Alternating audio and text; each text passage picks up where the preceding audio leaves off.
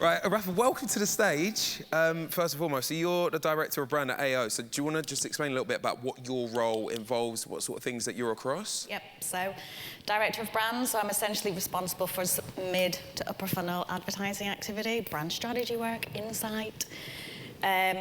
So I work with a really talented bunch of people, and it's our job essentially to tell the country about AO. Yeah, amazing, amazing. Now, Donna, why was AO such an ideal company to speak to as part of this project? We were really pleased that AO agreed to take part in this project. They were an absolute ideal candidate. They're an absolute ideal candidate for this project. They do radio really well. They've a really great kind of presence on radio. They have national campaigns, which makes the analysis a lot easier because you can look at across their whole web traffic rather than having to kind of limit it to a certain region. But most importantly, their creatives are great. Yay! Creatives are great. Yeah.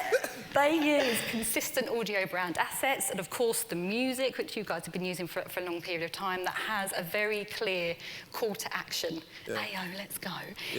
In the music as well. So we knew that it would produce a really strong signal within the regression modelling. Yeah, exactly. Okay, cool. Now, as an online retailer, Arafa, why and how do you use radio as an advertising channel?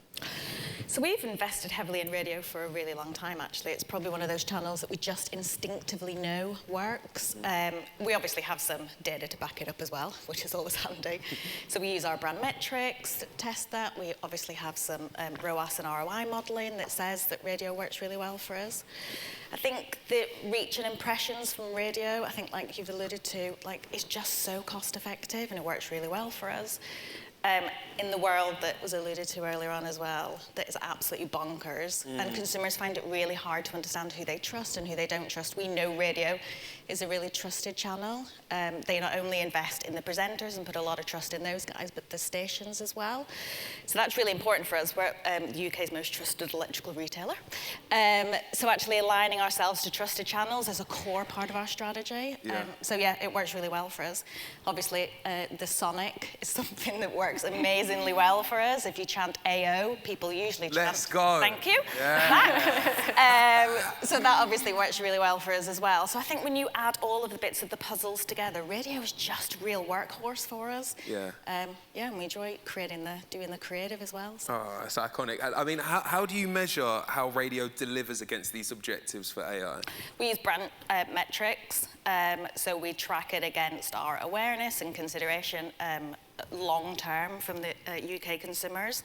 And then we have ROAS modelling as well, so we actually have a real understanding of how it drives sales within our business. That's really interesting. I mean, one more question to you though. Do you struggle to isolate radio's impact on web response? Yeah, it was like shocked. I mean, if you ask Google, everything's based on a click, and we know that consumers just don't operate like that. Consumers do not understand a brand in isolation. It's all part of the big picture. So it's really brilliant to see that the research is actually giving some more credit to those non-clickable channels.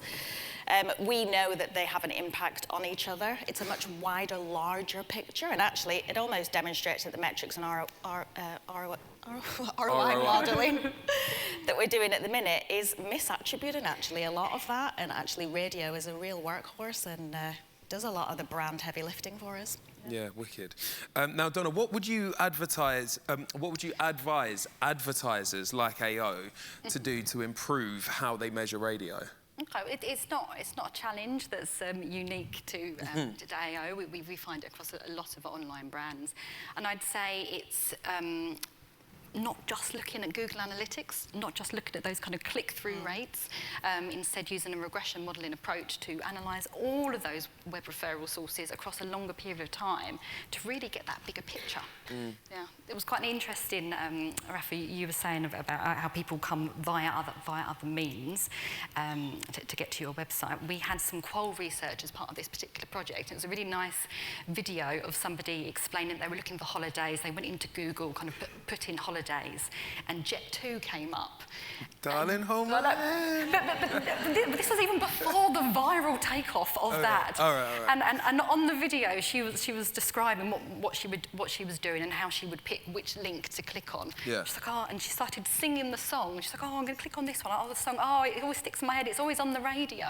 And it's because, again, the music is so important. That music was so well linked to Jet 2. Yeah. So when she's looking at what link to click on, she's reminded of that music from the radio ad, and it made her more likely to click on that link. So that's why it's so important to look at all of those referral sources, because they all interlink. It's the connection. It's the connection. Arafa, what will you take away from the AO analysis? Also, new drinking game. Every single time somebody says analysis, take a sip, I suppose it gives us confidence in the amount of money that we are spending on radio. I think this gives us another source on that you can attribute the actual visits to website and the impact of other channels on clickable channels. So we'll continue to invest, is what I would suggest. I would say has changed with us. So yeah, good news. Do you ever look at another brand that's come up with a really good campaign and then look at it and it's a bit of competition? Do you feel the pressure from that side? Always. That's literally the go-to. Always. I think we definitely look at competitors and look at the interesting things that they're doing. I think when you especially start to look at different and evolving channels as well, and then how they link through. So Jet2 is a brilliant example of how they've used that brand asset all the way through, and then all the viral memes that have happened across social. But yeah, no, definitely. Yeah, but I mean, that sound, I don't know if you've seen it on TikTok, it's also used with bad holidays as well. It's flipped, hasn't it? Where they've kind of taken that brand asset, it's kind of flipped, but there's nothing wrong with having your theme tune mentioned all of the time. Okay. And the impact that will have on the clickable channels, like you say, consumers don't even understand that they're doing it when they kind of are triggered by memories and thoughts and smells and all kinds of things, and then you're presented with a paid-for ad, and then you click. And I think that, to me, is why the research is so important, because all of these channels that you kind of go are misattributed or not measured as hard, actually, that you then are able to start connecting the dots. Yeah, interesting.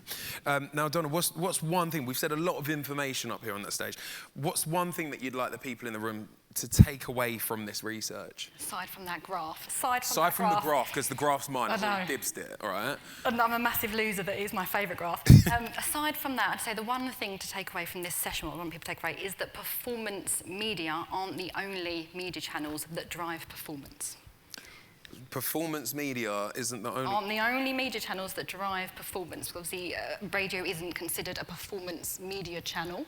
Right. But we can see the... Sorry, I was long word.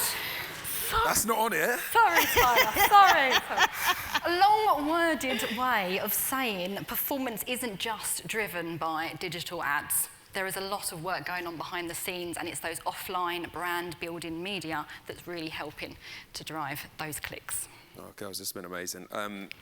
We've got a slot. Oh, we've got more questions. I told you, don't send the questions too soon. Okay, right, so a couple questions from you guys and a couple of mouse wigglers at home. Arafa, how did you find the music that you use?